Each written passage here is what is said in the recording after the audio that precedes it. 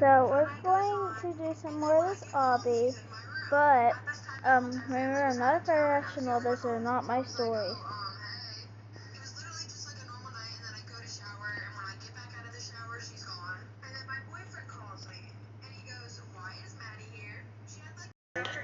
A little background information. I was 17 and a junior in high school, and my boyfriend and I had been dating for a year. But just a little backstory about when we got together. So there were definitely some red flags that I missed, okay? One of them being that he had a girl best friend. And I don't care what y'all have to say if that makes me insecure or what, but coming from someone who has been the girl best friend, I knew this was not good at all. Especially whenever we first started dating and she was still being super friendly with him, meaning she would hold his hand, she would hang on him 24/7. And when I told him I was super uncomfortable with that and I felt like there needed to be some boundaries, he was like, yeah, I told you what it was whenever we got together. So if you don't like that, then just break up with me. Looking back on it now, that was also a red flag because I feel like he was telling me to break up with him so that way he didn't have to break up with me. Part 2 about how my boyfriend cheated on me with the girl best friend. So like I said, she would still hang all over him and he pretty much told me, if you don't like that, then you can leave. Obviously, I did not want to leave because I liked him and he was my boyfriend. So I just kept putting up with it and eventually,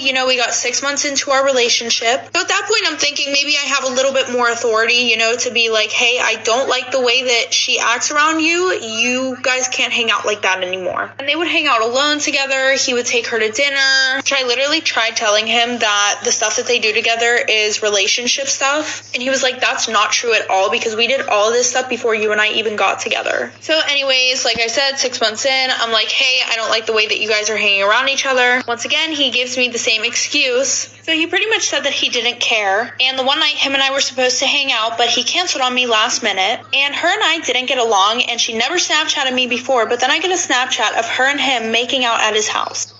Story time about how I crashed my ex's wedding and managed to break them up a month later. I'm definitely toxic and vindictive. So when my boyfriend broke up with me, I knew what I had to do. He and I dated for 9 months, and you could say that I was a little overbearing. If you guys saw what this man looked like, maybe you'd understand. He's the type of guy that all the girls want to get with. Not only is he super handsome, but he's also very successful. And he's a great guy. Comes from a great family and he's really close to them. I, on the other hand, grew up in the foster system, so having a family was always my biggest dream. And when I met his family, they took me in right away. His mom and I essentially became best friends. Dad would take me out to dinners and lunch, and they basically adopted me as their daughter. Here's when things started going wrong. I was extremely jealous and I basically didn't let him do anything. Every time he wanted to go out with his friends, I would start a fight. Anytime he would bring up a female friend from the past, I would simply threaten to break up with him. Trust me, I recognized that what I was doing was wrong, but part of me just couldn't control myself. I was willing to do anything to make him stay with me. Eventually, he got really sick of me, started mentioning that he wanted to take a break. So that's when I told him that I was pregnant. Was I pregnant? Absolutely not. Part 2 is up.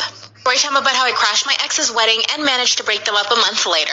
The first time he threatened to break up with me, I told him that I was pregnant. It was obviously a lie and he knew it, so he basically still walked out on me. So in order to get his attention again, I decided to go to his family and tell them that I was pregnant. And they all believed me. His mom and dad even invited me to go live with them during the pregnancy. At first I said yes, but then I was like, hold on a second. How am I going to fake a pregnancy? So to get myself out of that, I told him that I thought I was pregnant, but I actually wasn't. Yep, I'm starting my makeup all over again at this point. I had way too many layers on. During the time we were on a break, I basically followed him around everywhere just to make sure that he wasn't hooking up with any girls. Finally, 2 weeks later, he called me and told me that he missed me. We got back together, but the same thing happened. I was still jealous and controlling, but this time he was becoming more and more jealous. So much so that he started trying to control the way that I was dressing. Around this time, we started having huge fights. He would punch the wall right by my head. I would throw things at him, even threw a knife at him once. But part of me liked that he was so jealous and toxic. He was obsessed with me. And he broke up with me again, and 2 months later, he was engaged. And guess what? His family invited me to their engagement party. Part 3 is up.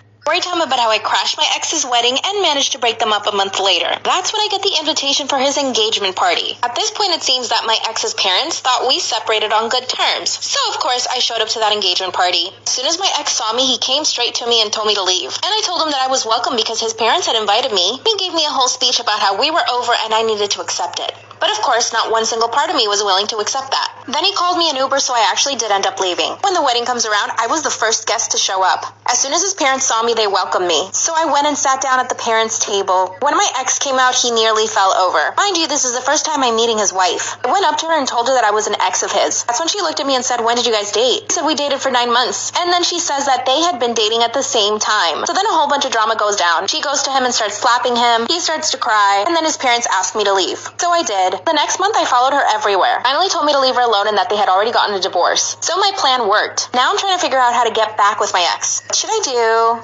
Story time about why I will never babysit ever again. So a little background information, I was 17 and a senior in high school.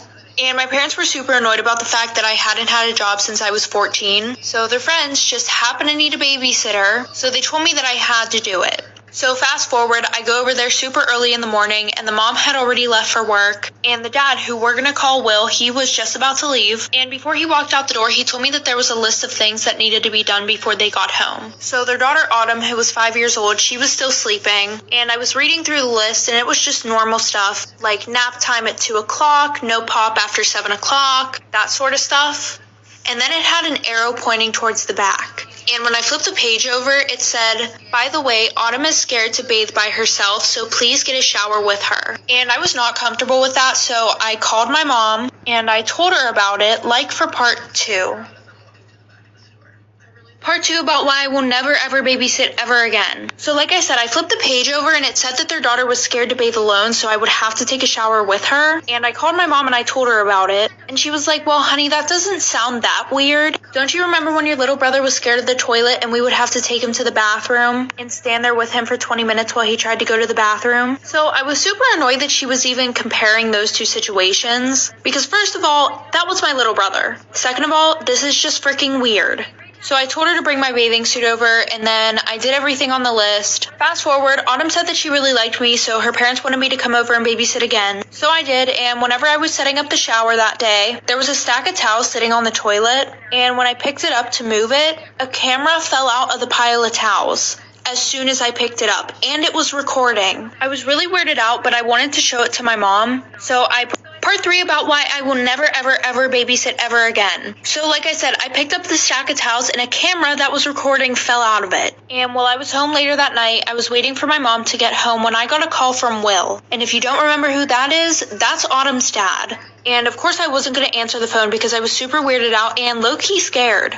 But then he left a voicemail. And he was like, "Hey, so, I know you have the camera.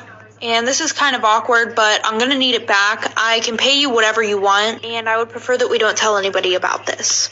Sometimes I'm just really amazed at how stupid people are, because as soon as my mom got home, I showed her the camera, and I let her listen to the voicemail. So my mom called over Autumn's mom. So they called the police, and Autumn's mom kept trying to call Will, but his phone was going straight to voicemail. And she was like, "Yeah, he begged me not to come over here whenever you called." It's been a week since this happened, and Autumn's dad is currently running from the cops.